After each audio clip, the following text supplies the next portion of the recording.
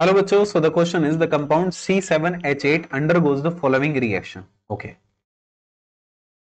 ठीक है भाई। C7H8 का मतलब क्या हो सकता है? C7H8 का मतलब बेटा टोलीन हो सकती है।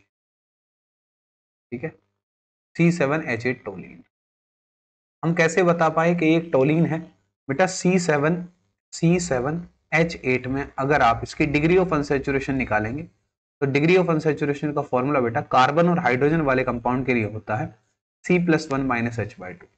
तो 7+1 - H/2 8 - 4 यानी कि 4।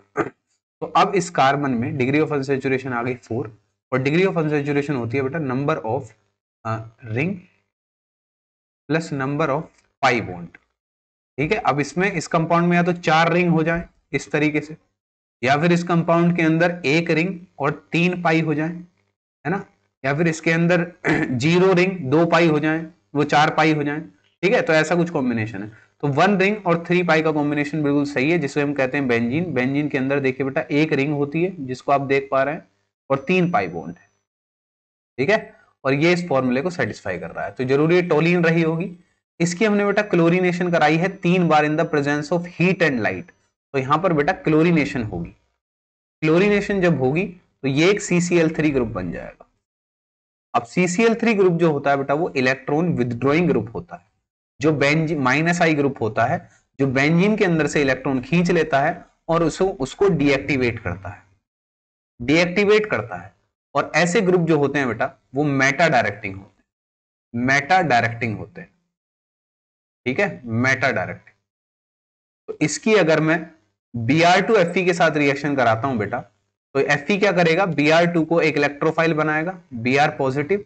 अब ये बेंजीन जो है इलेक्ट्रोफिलिक सब्स्टिट्यूशन रिएक्शन करेगी और इसका पाई इलेक्ट्रॉन इस इलेक्ट्रोफाइल पर अटैक करेगा, इलेक्ट्रोफिलिक सब्स्टिट्यूशन रिएक्शन।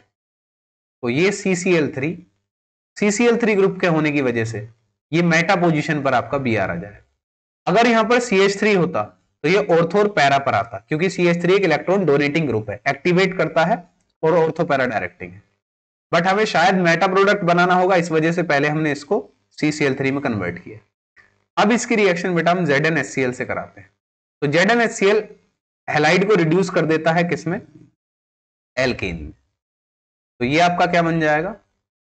ठीक है, एल्काइल हैलाइड को, एराइल हैलाइड को नहीं करता, ध्यान रखना। तो यहां पर क्या आ जाएगा आपका? वापस CH3 आ जाएगा।